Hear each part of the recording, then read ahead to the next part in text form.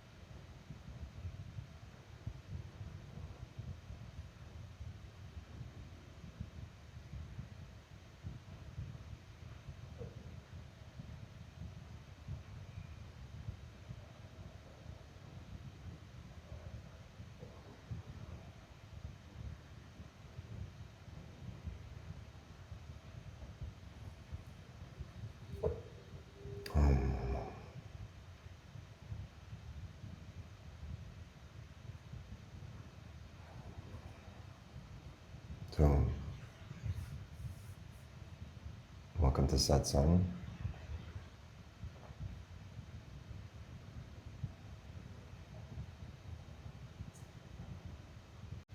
I'm thinking how to form my question. The idea of fear and safety and ego, and how these three things feel like they connect in some way. That, do I really think I can take care of myself, first of all? And the fear that comes up, and recognizing how arrogant that is. I saw this today. This idea, I hadn't connected it before. The idea of fear just being another expression of a supreme ego. I just wondered if I'm thinking correctly, or if you could talk about that idea. So, you've been contemplating safety from the perspective of ego, fear from perspective of ego, yes, and probably wondering what is safety without egoic fear. And something struck you, a sense of arrogance. I think I'm the one who can provide my own shelter. Is this right?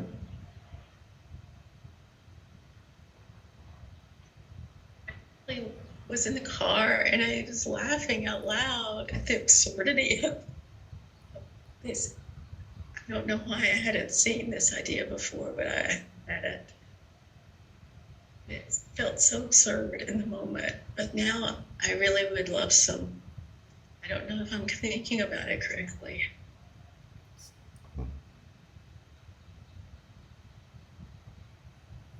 As always, there are different ways, each of them important to approach the inquiry.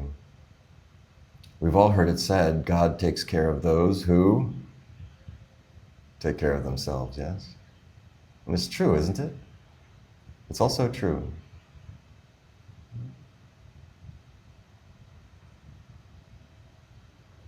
And as you say, it's absurd.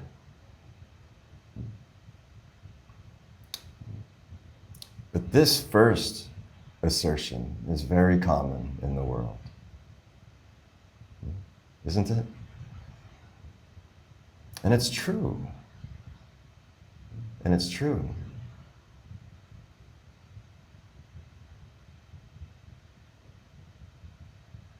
I don't want to dive too deep right away into free will and destiny, or free will and karma.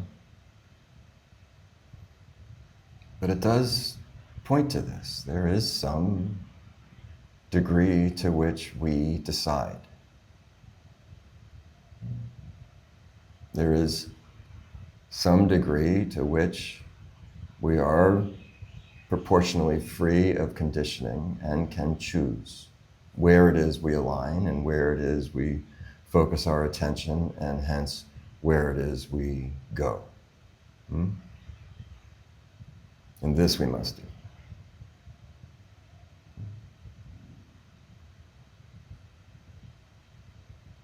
And this we must do as a demonstration to ourselves, as a proof of our own sincerity to ourselves, to demonstrate through what we speak and what we do and how we speak and how we do, that demonstrates to our own selves our sincerity for what it is that we really want.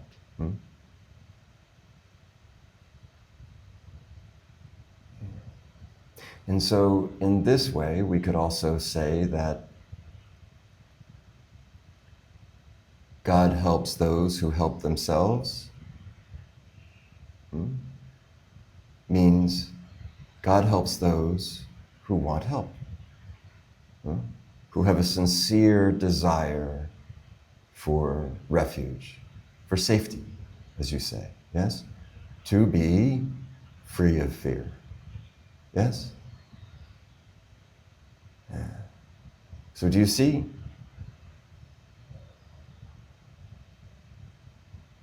This is a demonstration of faith. It's different than the world sees it, isn't it? But it's the same in a way too, which is that we can think that we're ready and willing to surrender, to be surrendered, that we actually are already surrendered. We can even say that we're ready and willing, that we are surrendered.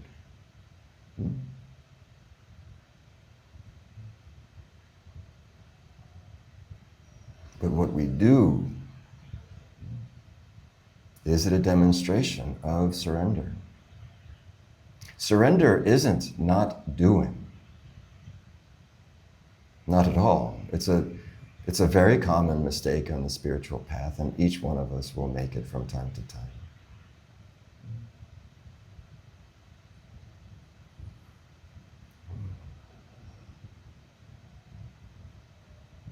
So, but this doing, this speaking and this doing must be aligned to the faith of I belong to God.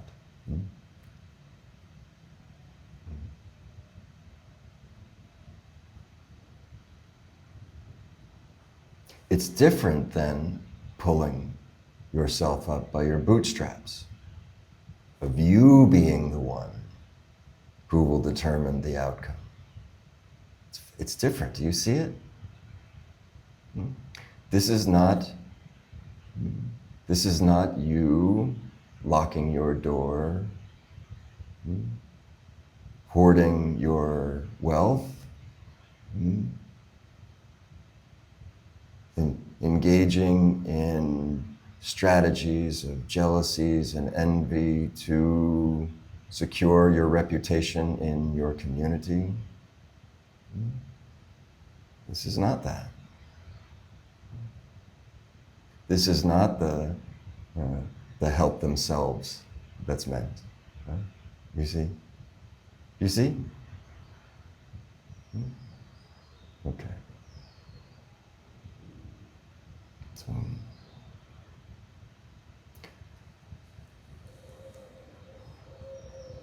where do you come from? Who do you belong to?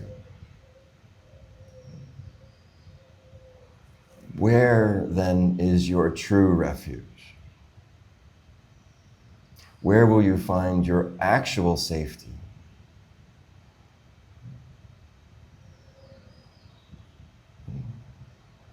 Because you know it. Each one knows this from their own experience.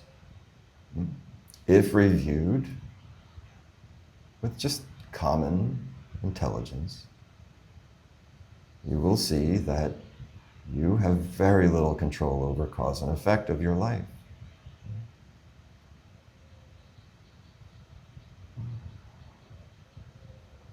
If your strategies for safety were working, you would not come to satsang.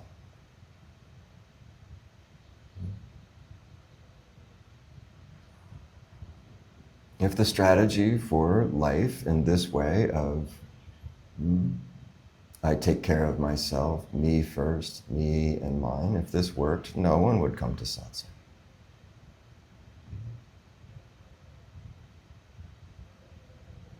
So at least this is a demonstration of readiness and willingness to explore a different way. Isn't it? I think it's important every once in a while because you can get in the habit of doing satsang. And it's good, it's a very good habit, of course, but ask every once in a while, why do I come? Why am I actually here?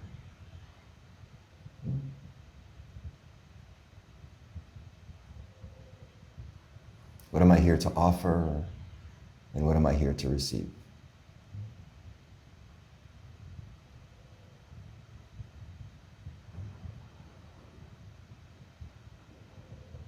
It could be different each time, too.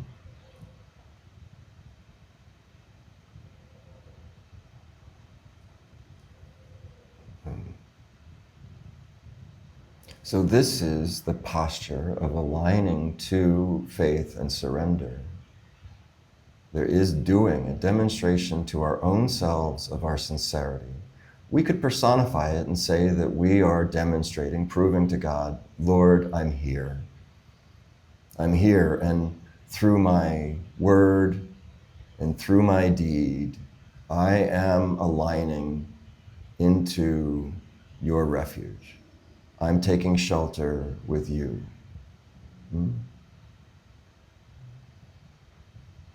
We can think a thing and not say it. We can say a thing and not do it. And in this, we will expose lack of sincerity. It's not something that we need to judge for ourselves. It's simply self-awareness. Simply this. This is not, there's no need to shame yourself. We very often think we're sincere. We very even speak even with a tone of sincerity, and then there's no follow-through. And we continue to act and behave in ways that are aligned to not God, to world.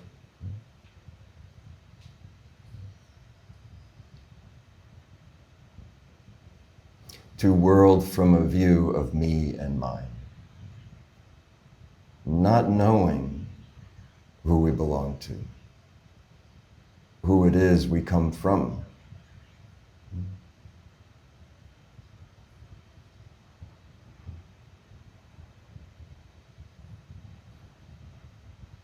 And when we see the pattern of suffering, of fear, of egoic fear, and come to the place of recognition that this isn't working, then we must be still and evaluate.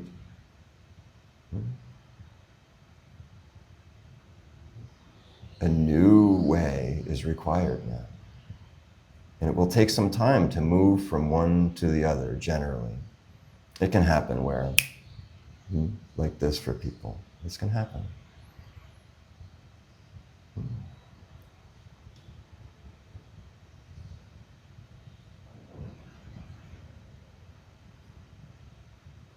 But truly, this safety, this refuge, is coming to a place of fearlessness,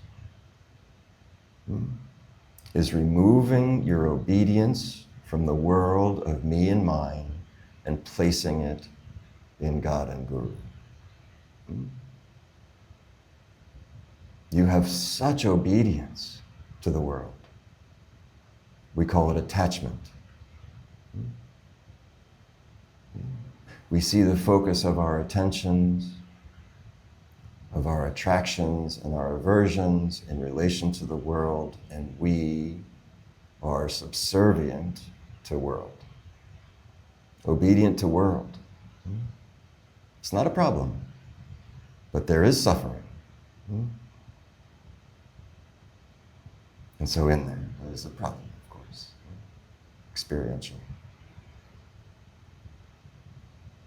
So, seeing the predicament as it is,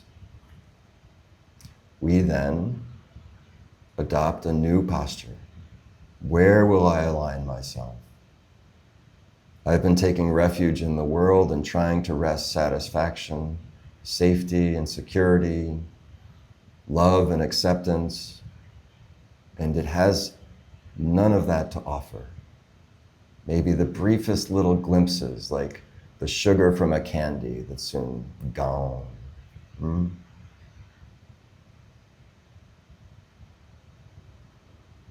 if you want real, sustained nourishment,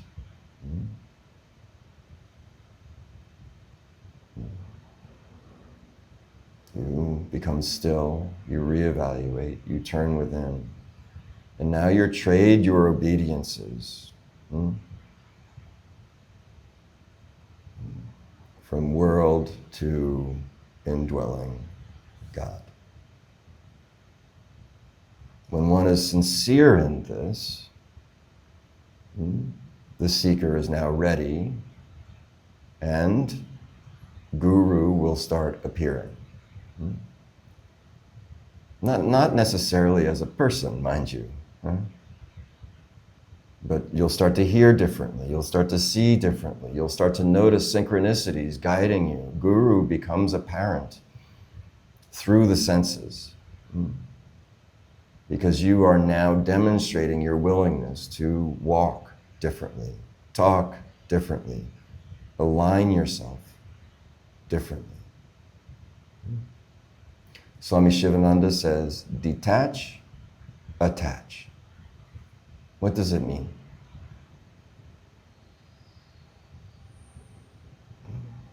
Detach from what? Attach to what?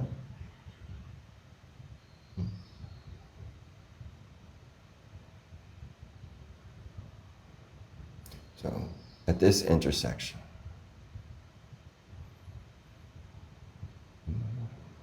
one will see the arrogance of me and mine. And not just that, I mean, it's not an arrogance that you should be ashamed of, and I'm glad to hear that you are laughing, Ranjanima, because this is the proper response to this recognition. Is, I've been so foolish. I didn't know, but now it's becoming clear.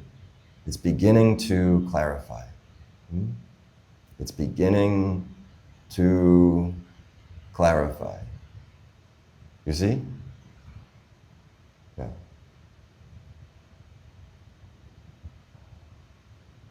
And so now, in the best way you can, you detach from your possessions of the world. Doesn't mean give them away. Doesn't mean burn them in a fire. It means detach, psychologically, emotionally.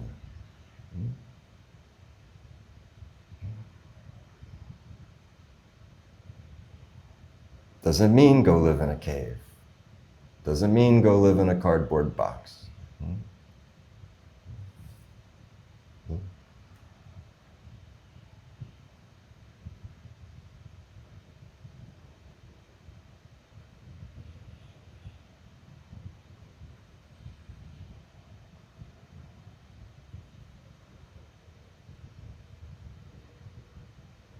Recently, we explored this return home in the biblical expression of prodigal son, to the Father, returning home.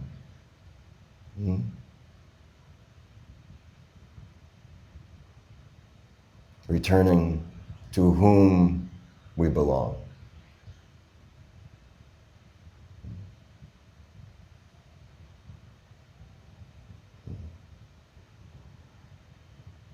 And when we do that,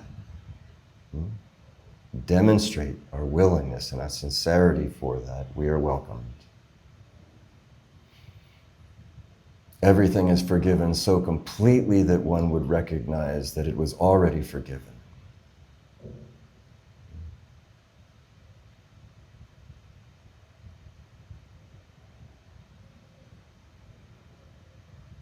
And there is no fear in the Father's house.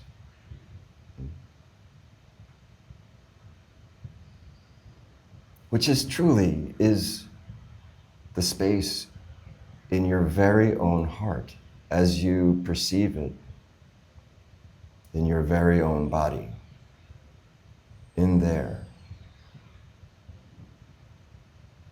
So this is important. It's in you. It isn't outside of you.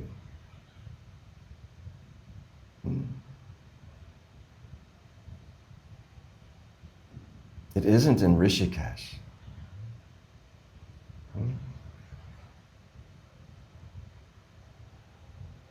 It isn't in the sky.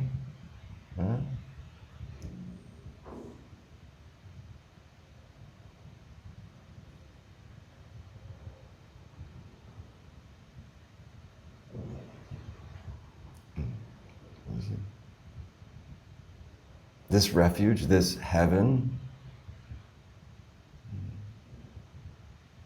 isn't somewhere you go.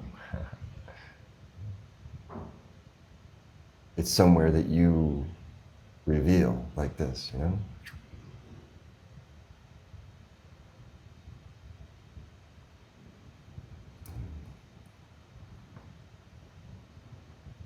When we come to this place, what made so much sense, all of the strategies of personality, of ego, driven, unconsciously driven by fear alone, often expressed as desire, but fear.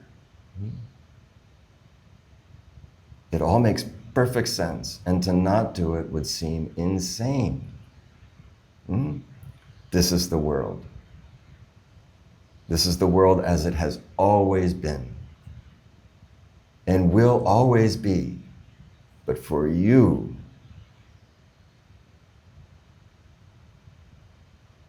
it can be different. This really isn't poetry. Even scripture itself can't fully express how pragmatic this is. Almost even, you could say, scientific. But a science that becomes clear from a vibration of conscious awareness that isn't accessible when we are buried in the me and mine. That I am the doer. I am the provider. It is absolutely unfathomable by this mind that this actually is a commitment to your poverty.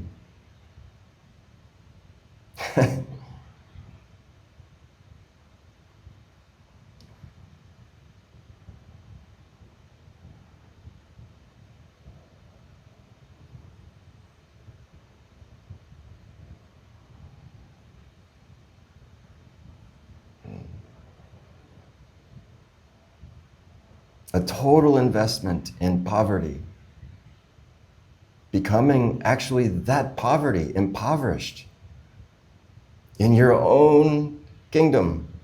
It's totally absurd. Come to see this. These words are decidedly biblical. This is the way that Jesus expressed. But Patanjali says, Chitta Vritti Nirodha. It is not different. It's not different.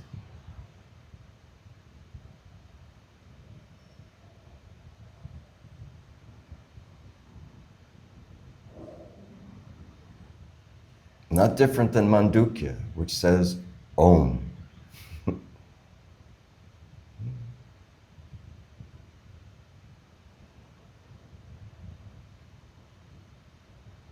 But who can relinquish from this obsession with the words and actions of the impoverished to come to realize the inherent wealth of their being?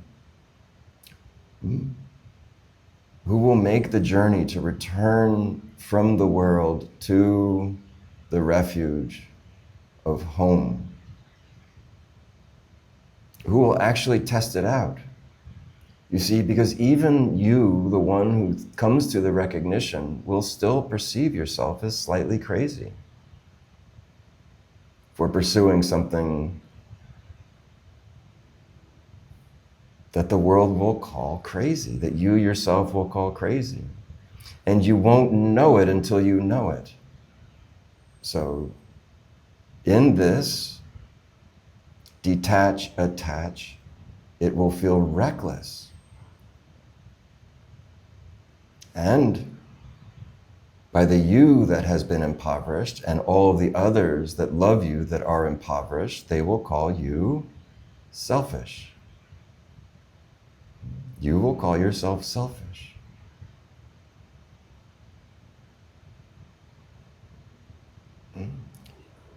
Nothing more is shifting here than a vibration that is you, that is in an octave of conscious awareness. And when the vibration ascends, even just a little, you can see what's beneath you, like peering over a vista. You can see the land below, and everything becomes clear. You know this because the last time you flew in a plane, you saw all the patterns of the highways and the fields and the way that the fields are cultivated, the patterns of traffic. You will see yourself in this very same way, rising above, layer by layer of me and mine becomes very clear, and you'll see it as it is, the patterns of it.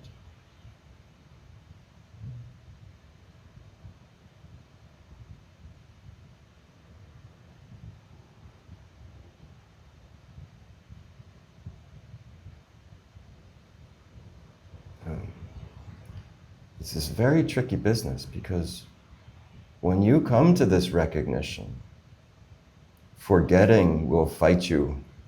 The great force of Maya will battle you, seemingly. You will have such a great revelation. You've had so many already, haven't you? And where are they now? Don't be sad. This is the way of it. Don't be sad and don't be hard on yourself. This is how it is. Be in celebration that you're also recognizing how it is.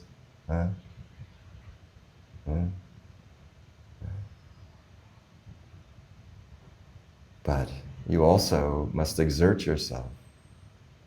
Where will you align? What do you give to your tongue and what do you give to your hands and feet? They must be aligned. What you speak and what you do and how you speak and do will reveal your desire.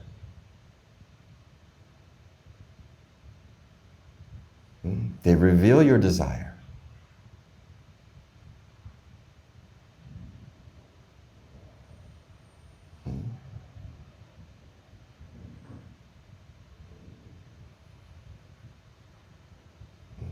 This is like cracking the great code of life.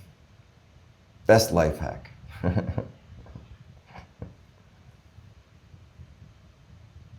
But now you must exert yourself and align to that. And as we say so many times, when you see, you know, and then you mustn't pretend to not know what you know. When you see, you know, now you must speak and do in alignment with that, in obedience to that, to your own revelation, to your own freedom, to your own wealth.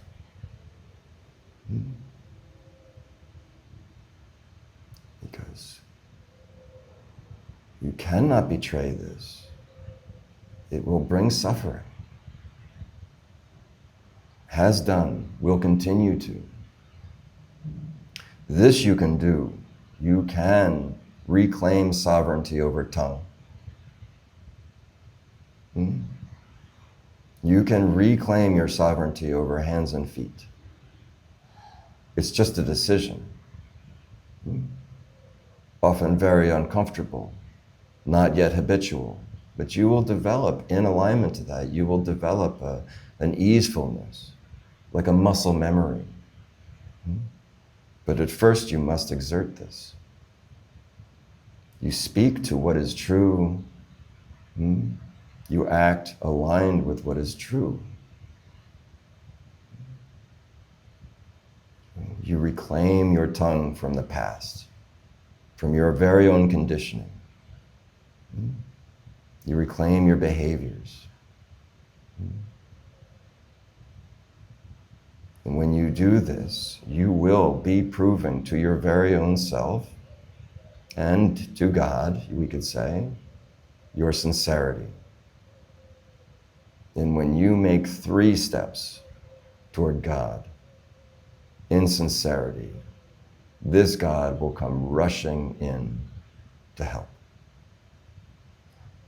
In truth, a half of a totally sincere step is enough.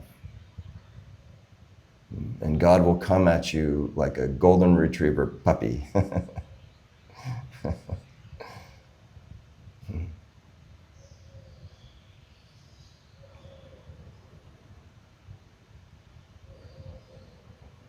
Who will dare?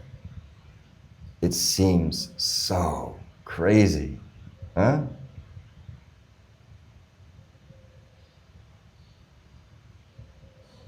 Even in the simplicity of Patanjali's Yoga Sutra, number 2, Chitta Vritti Nirodha. Who will abandon their own opinions as a folly?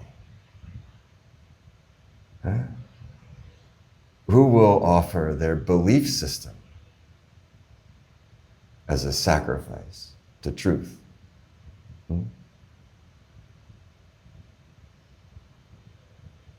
Who will resign from indulgence of preferences just to see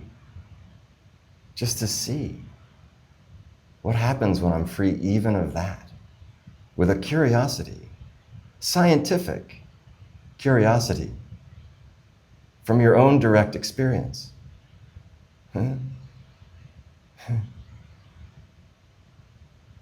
You see, all of this is totally accessible to you where you sit right now. Even without satsang, without scripture, you must simply look. Be scientific. Be intentionally intelligent. Abandon cleverness. Abandon completely what anybody else says. See for yourself. It's available to you right now in this moment where you sit. Simply by looking within.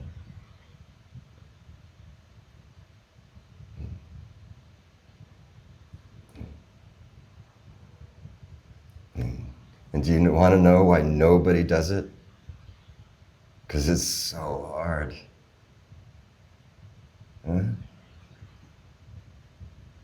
We think the adventure in the outer world is difficult. Huh? Men and women climb Mount Everest. Why do they do it?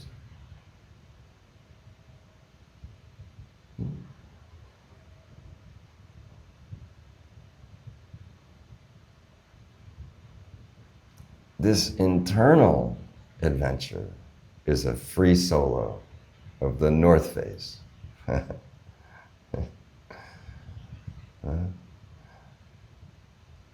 The truly courageous one, truly courageous. The truly adventurous one goes within.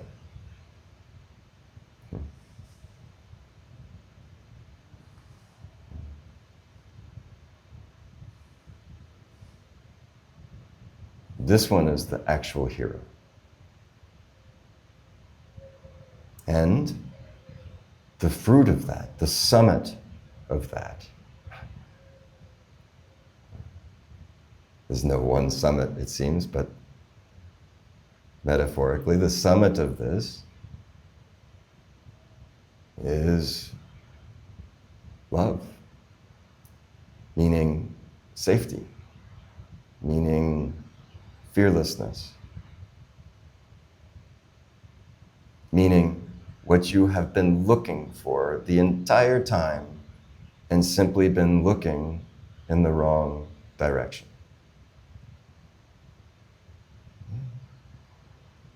You can imagine like a great treasure hunt. They do these on TV, like reality TV shows where they have a great treasure hunt. Huh? Now imagine that one team gets the clue you've been looking in the wrong direction. Do they sit and weep and wail? Or do they go after the prize? Huh? Now knowing. Huh? Now their strategies will bear some fruit. Huh?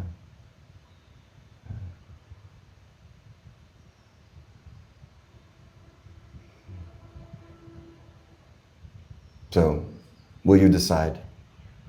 Because this is really all that's required. Will you decide? Will you plant a stake in the ground and say, this is how I go from here. This is how I'm aligned. Can you see that you've seen so many times and then somehow forgotten? You felt the refuge, you felt the love, you felt the peace that you are, and then distractions arose and took your attention. It will happen again, but now will you be resolved? Will you be resolved to be the one that actually helps themselves? To be the one that actually helps themselves?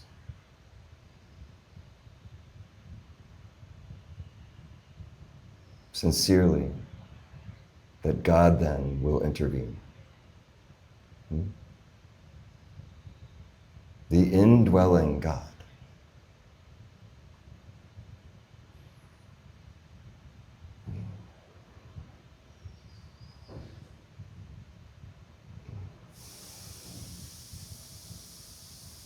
Because this truly is satsang. For the one who does this, makes the decision. And satsang is good wherever we are, even if it just comes as a form of entertainment once in a while, just to feel nice and to be with friends, also very good.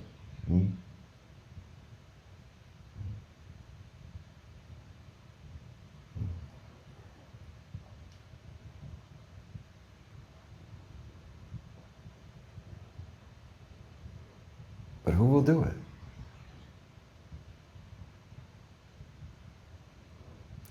And in general, this isn't an overnight achievement.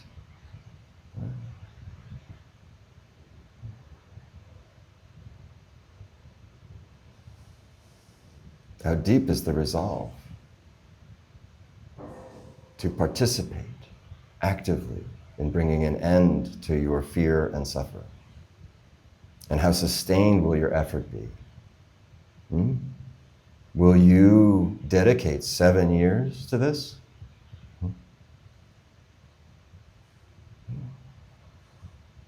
20 years?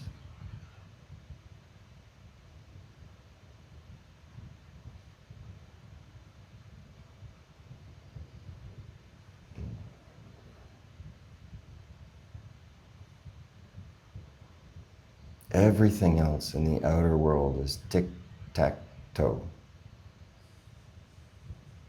Means stalemate.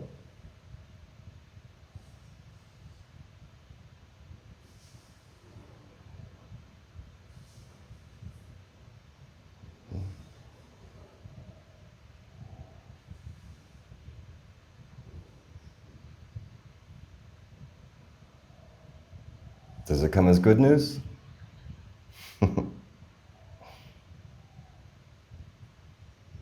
Remember, we're always hearing with ears somehow rooted in the past.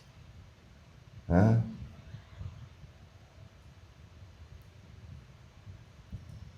Means very seldom are we in the now hearing. Because in the now hearing, in recognition of past, this is very good news for you.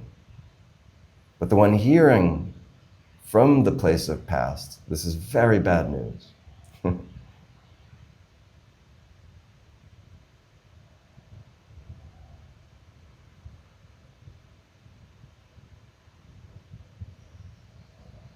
So,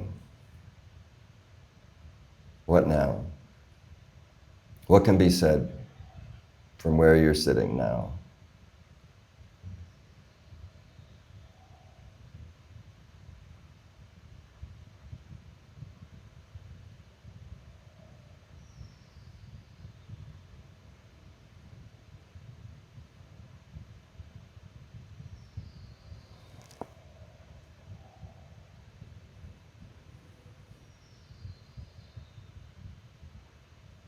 I really don't have words right this. Thank you. At this intersection, be still and evaluate and decide. Somebody else has something, I think. Hello, Nataraj. Hope you're well. Yeah. You look well. Nice to see you, Tim. I'm just reflecting on kind of like my conditioning, like going through like schooling and stuff like that. And I had like 2 months off, 3 months off. Things were like feeling good. I was like deeper in my practice. And I'm still like meditating and I feel like I'm going through the motions. But I noticed that like I'm like viewing myself as like a problem to fix. And when I like do an action and that's the only time I like feel some sort of like relief. Like even for school, for example, like I'll have like multiple assignments, and when I do them, that's like a way for me. That's how I feel like successful. And then I wrote something down that I saw and said, if we see success as fixing problems, we will always need more problems to feel successful. And I think the biggest thing I'm dealing with now is like trying to control everything and like have such a rational mind about stuff and not really understanding what it means to like let go and surrender to something that is more powerful than I am.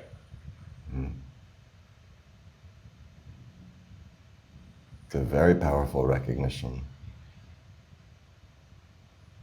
Are you finding it a bit discouraging? Yeah. Yes. Can't sleep, you know? So. Yeah. This is very good. You know, mindfulness means awareness, doesn't it? Aware of our own selves, aware of other selves, other people. Mindful, aware, conscious. That that what's in you is being revealed. This is the way, this is the process, and it's often not so comfortable because we see the cause of suffering. In awareness, you will first see the cause of suffering and then become free of it. So this discomfort, this sleeplessness as a consequence of anxiety, is good.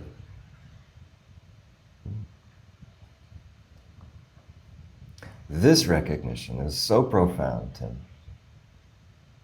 If I identify as a problem solver, and I may be very good at it, a very good problem solver, and in the world, one can be very successful in the ways of the world. You can make a lot of money if you're a very good problem solver. You can be very influential if you're a good problem solver. But what will you do when there's no problem? This is the problem. This is the problem. The problem of no problem. Do you see? Or am I just talking babbling silliness? This is the problem of no problem. What will you do? What will you do? And if your entire identity, your very sense of hierarchy, of influence and reputation, your own self-worth is tied into the intellect that can dissect and reorganize systems, organizations, lead revolutions, solve real problems also, hunger, violence. But the truth is, only the one free of problems can solve problems.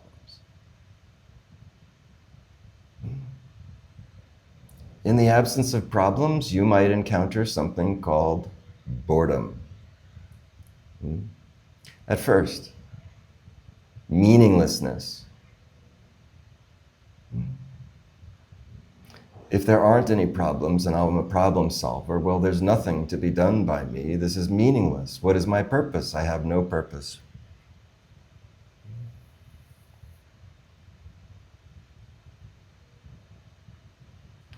In this world, problem solvers are problem makers.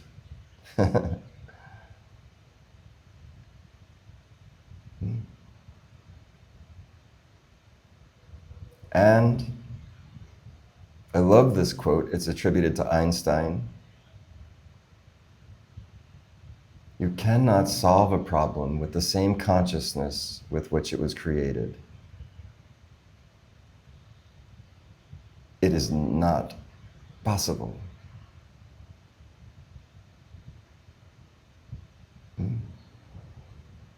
Creating only new problems. A dog chasing its tail. No more elegant, no more meaningful than this. So many minds will be in full revolt now.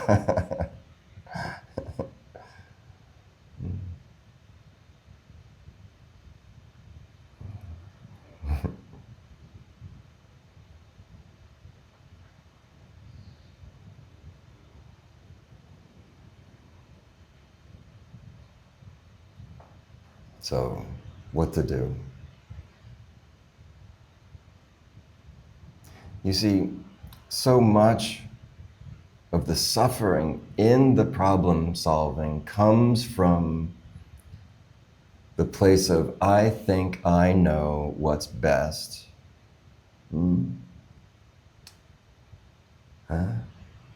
I think I know what's best for me, and I am quite sure I know what's best for you. And thank God you all have me.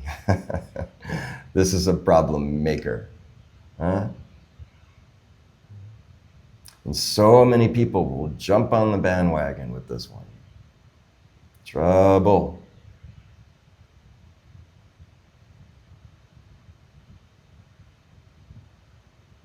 Only the one who is free can have a lasting impact.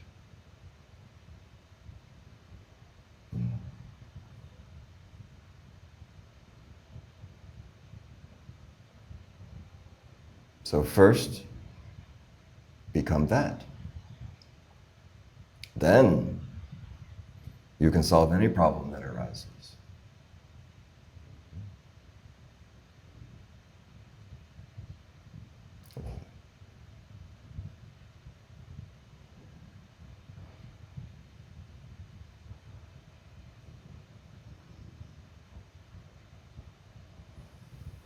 This is very difficult because it is a fairly thorough, a fairly comprehensive view of fear-driven ego, which means who you think you are is tied up in this. And in the absence of who you think you are, what will you be? This is terrifying. Will bring some sleepless nights. Even in a recognition that may come before, which is that I'm just chasing my tail.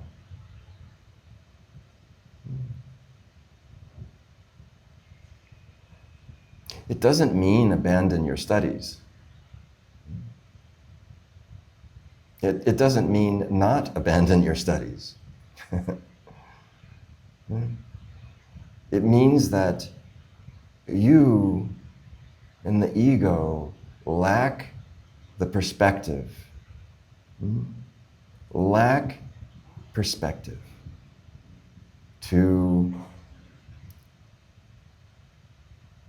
curate an outcome, to be invested in outcome.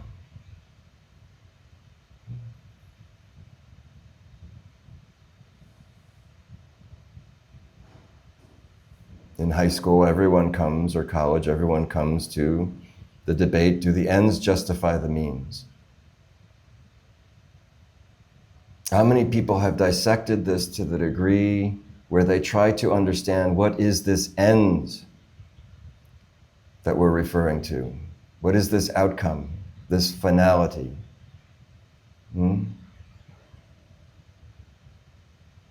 What is this destination called the end?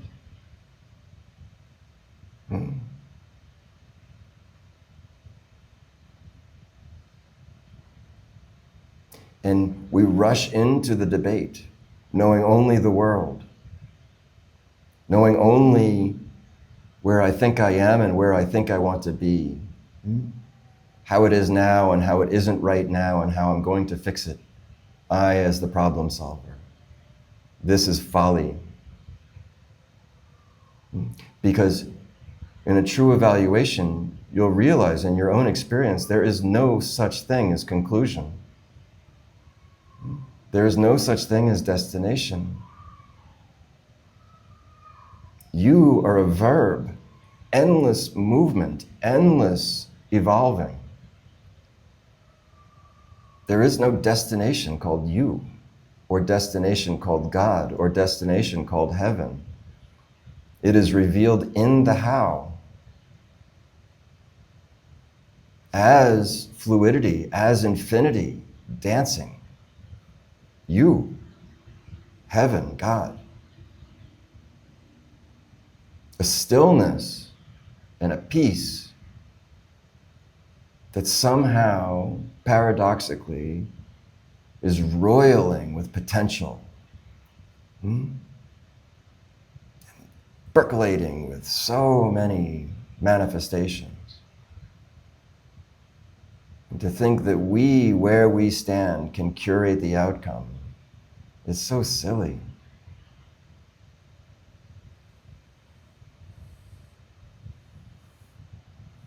And even what we call the greatest minds in science and politics and philosophy, until they come to see this, are very smart fools.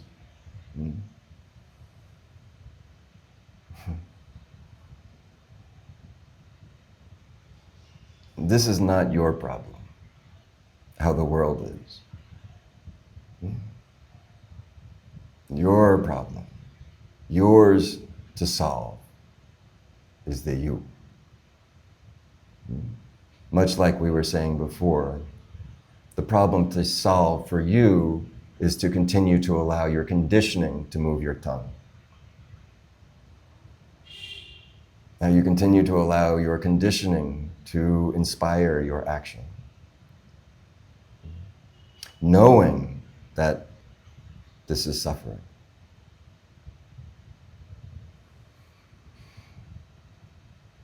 Insofar as there's a problem to solve, this is the problem. It's called blindness, ignorance, attachment.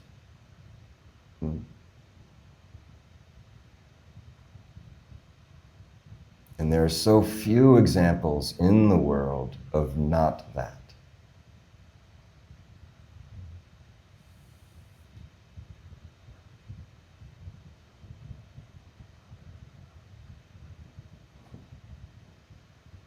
So these recognitions, Tim, are often painful. They're an assault on fear. But we're identified, the ego, the strategies of the personality are inspired by fear. Have you seen it in yourself? Often called desire or I want. So this is an assault on who you think you are. But you see, it doesn't hold water because how can you see you? The seer's not seeing. So when you see the patterns of your conditioning, all you're doing is recognizing an identity that's tied in past. It doesn't exist in this now. There's you that is afraid. And that takes all of those fears through the function of memory, stitches it all together and calls itself Tim. It's all past. Where you sit now, fully in your body, is here. It's now, by definition, it is, as isness. What does isness need to do?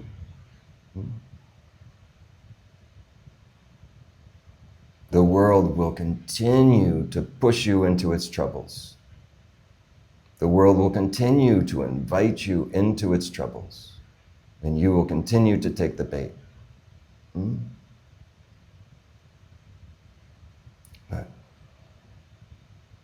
A fish gets big by not taking the bait.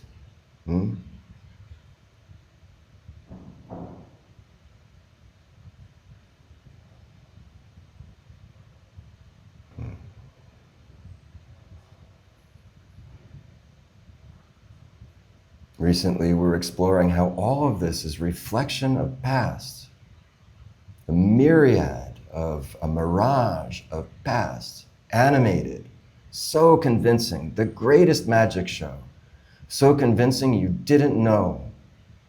That you yourself, the you that you think you are, is also a projection on the same screen.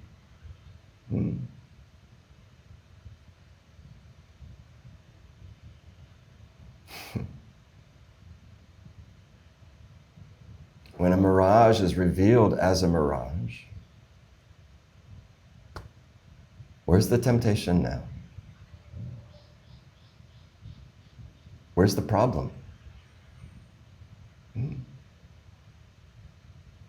Last night you dreamt, maybe for just a little bit because of your insomnia, but last night you dreamt. This morning you awoke.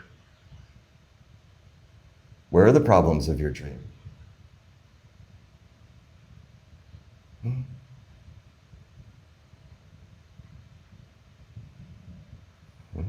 You see, it's like this. It's why we call it waking up.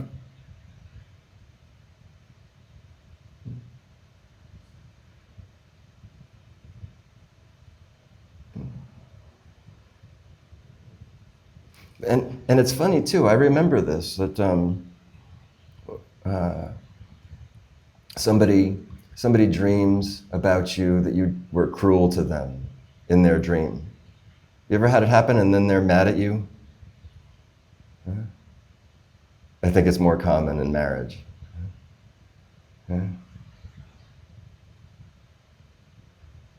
So the dream can linger into the waking state, can't it? And we forget it wasn't real.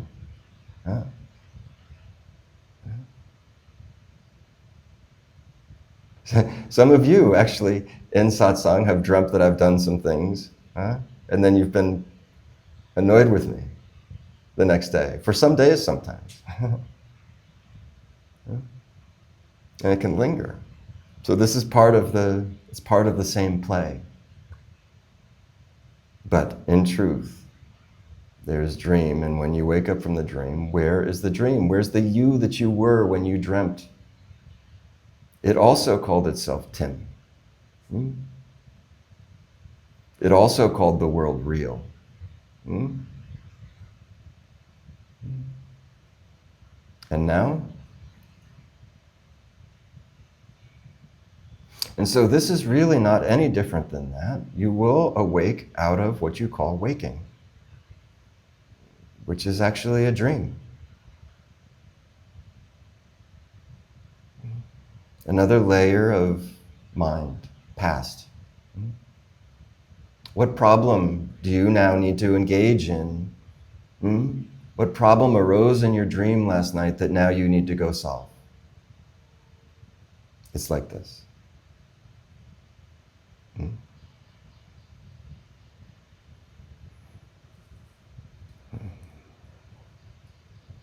So find this perch. Look from here and you will see. You will see it clearly, not as some sort of a spiritual ambition, maybe not even as spiritual at all. Just, it's not like that. It's like this, ish.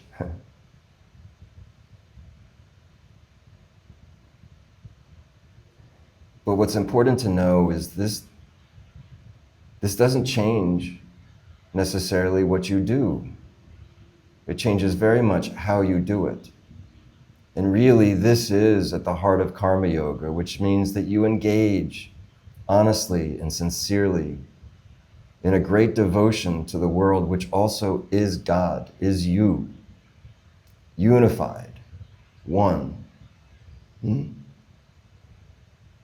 And you do this without any sense of personal investment in the outcome. You love and serve, and you leave the outcome to not you. In this karma yoga, this loving and serving, everything will clarify for you, and you'll see it as it is, and you will see yourself as you think you are. And this will be the difficulty of wanting credit for serving, of trying to be the best server, critiquing how other people serve. All of these things you will reveal in your own self, and then you will overcome them. Having seen them, you will then transcend them. And you'll get caught up in them. You see? But in this way of being, being is. Doing happens. Fully engaged and fully intimate, meaningful. Far more meaningful than anything we might have considered meaningful in the past. but detached. Loving, serving, and detached. So this is how it is. This is the fruit of being. This is the fruit of the effort. The effort, the practice, and the fruit are the same. The seed and the fruit are the same. So you might as well start doing. This is the way.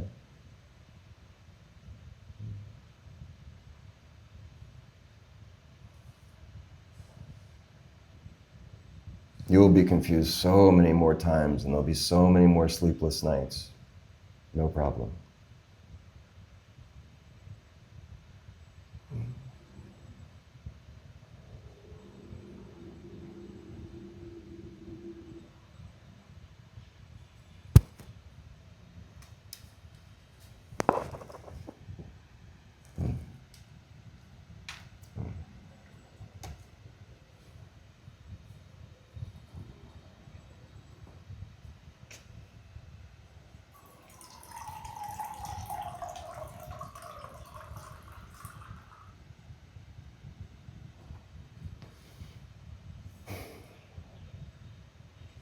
There's something more out there, I feel.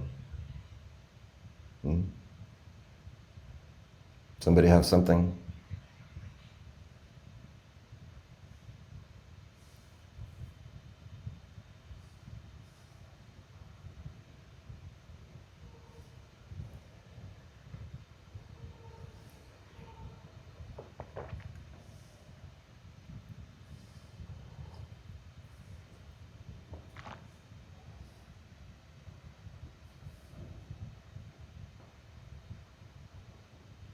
You see, everything that we're exploring here is articulated in a way that can be articulated in the scriptures of all of the traditions.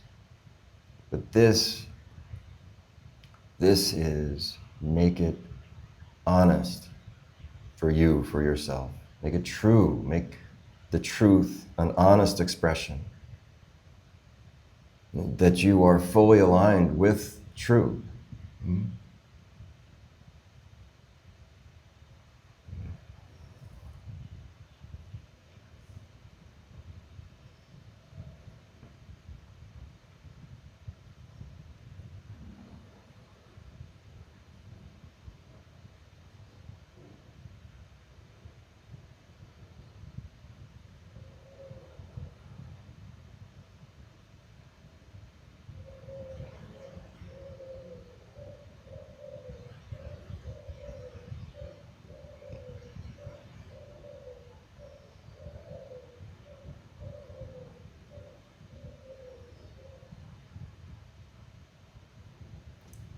Kieran, I'm so happy to see you. It's so wonderful. I was debating whether or not, to join because, of course, not wanting to be, interrupt. But I just said, oh my gosh, I just can't pass up the opportunity to get this transmission and from you. And it's, the words in these they're wonderful words, and you speak very well. But they really are, like, I'm often struck afterwards how the things which are resolved within me purely by virtue of your energy and the expression of your very being. And the words are almost aesthetic in a way. I don't know if anybody else feels that way, but it's just wonderful. And it also, over and over, I think of the phrase, where two or three are gathered in my name, there I am. And I just think of this group as just this, how it could be such a small group, but you feel that the sincerity is so powerful that it creates this energy field that is so beyond and so beautiful. And it just fills me with such gratitude for you, Nataraj, and for all of you here, who, even though I may not know you, I feel deep soul connections to it. Yeah. Thank you. Thank you, Kieran. Love you so much, immensely. And I feel this also in this satsang.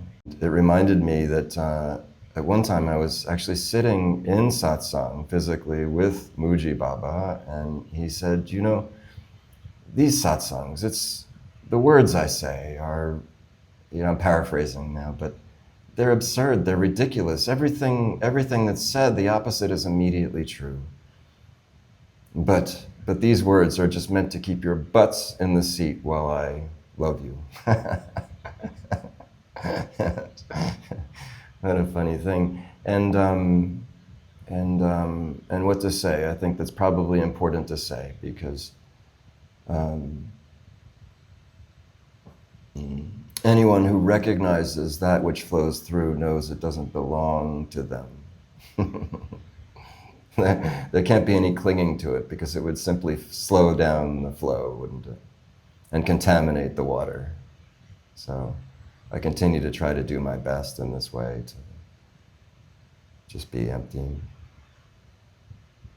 But I am truly fulfilled by what I feel coming back to me by this Sangha. And I feel like truly I am probably more a beneficiary, is how I feel.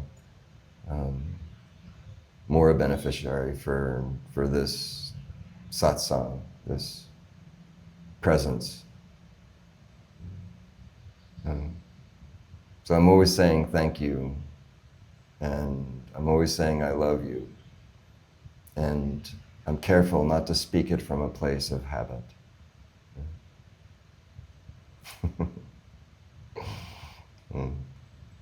I'm so happy to see you. All of you, of course. Very good. Yes. It's interesting, actually, right now. So my grandfather is in the process of, he has a few more days, but he's in the process of leaving the body. And it's, you know, it's been, of course, very interesting witnessing all around. For my part, I feel a sense of great peace. But one of the things, Nataraj, that it has been also interesting, but also, of course, a challenge to do, is to be able to witness the suffering of those around, for example, my family, who are not necessarily approaching it in the same way, right? And to be able to really, really, how can you fully be there for the suffering, fully witness the suffering, without closing off and without, you know, spiritually bypassing and saying, oh, I am moved, I am touched. You know, that's certainly something. Yes, this is really important, and I know we're up against time, but I feel to engage in this, and so you're all welcome to stay. But this is precious, and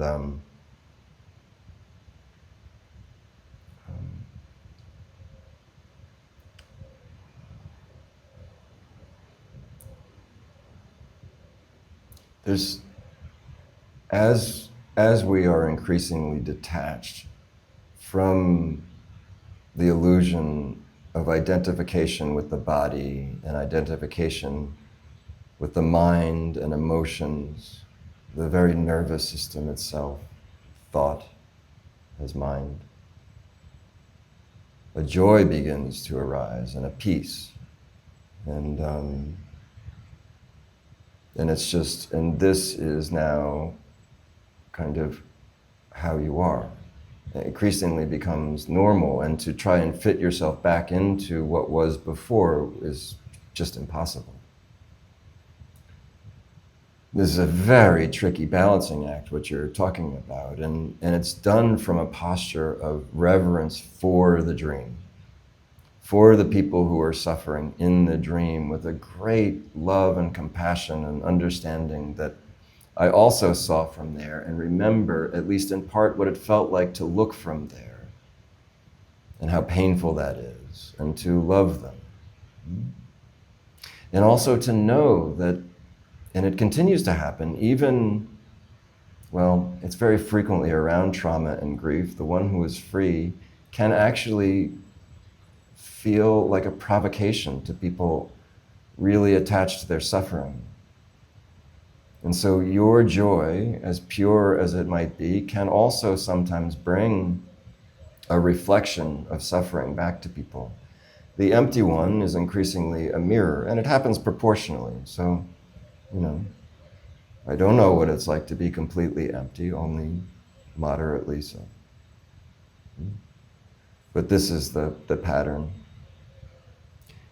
The best posture is a total acceptance of what is, to release any kind of self-reflection of how am I being perceived, or how should I act in this moment in order to, how do I want to explain to them the nuances of suffering and grief, and to let it all be. And I find that in most circumstances relating to the world, the best posture is breathe and keep quiet and see what comes and see what stays away and be okay and fully intimate with everything that comes and goes, but quiet. Unless a response comes out of the quietude, and then, and it's a dance, so we're learning how to be. It's like, when we enter this new dimension of consciousness, it's like being a toddler. You don't really get how it works anymore. Everything is kind of, so and a toddler with a memory of sort of an echo of how it used to be. And so we think we know, but we really don't. It's a totally new world that we're navigating as a totally new entity. And then when people see us, they see us as who we were. It's so tricky. But if you treat it with a childlike curiosity and enthusiasm of, isn't this marvelous? I haven't the foggiest idea what's happening here. What will happen next? This posture of curiosity and openness and enthusiasm will actually creates its own, it actually creates the space in which the things will arise, Not always pleasant, of course. It's a tricky business. You're like a stranger in your own land. And people still think you're more of a memory to them than you are, I don't know, somehow locked in past and not free to move. Of course, the freedom is what you give yourself. Okay.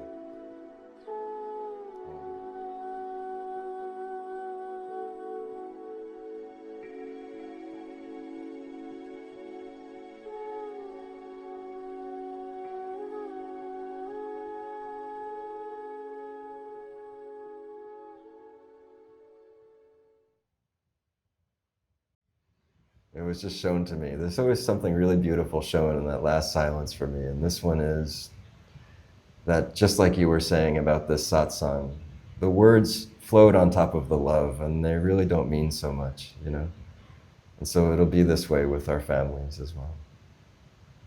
The love is the ground and the words dance on top, and who knows?